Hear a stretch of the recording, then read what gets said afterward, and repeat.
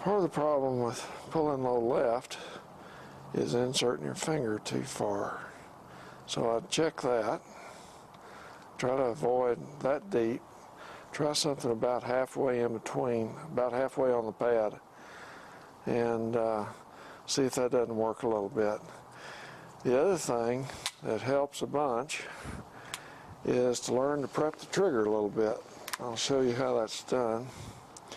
If you can pull the trigger and learn how much you can take up of the trigger without releasing the hammer, and get somewhere close to that before you actually intend to fire, then you can eventually learn to where the final motion of the trigger is very small.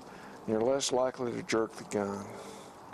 So it could go boom, and then the thing reset, and the next time, boom, like that. I've already taken up all the slack in the trigger.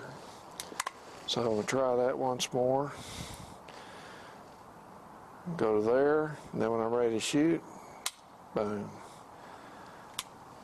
What I'd usually do if I'm rushing the shot, I'll have my trigger finger in too far, or I'll jerk it like that.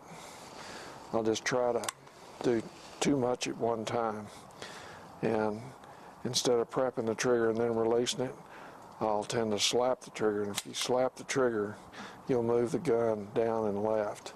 Or if you have too much finger in the trigger, you can also have a tendency to pull it down and left. So what I would suggest doing is middle of the pad, and then learn to take up the slack, and then prep the trigger just a little bit more. Then when you're ready to fire the gun, last little bit of travel. So I'm still learning how to do that on this P09. Even though I can't prep the trigger very well yet, I'm getting to where I can shoot it pretty well. Double action, prepping the trigger is a big deal. You're gonna have to go pretty darn far back. See, there, I'm not even close. There. So maybe that'll help you. At least give you some ideas.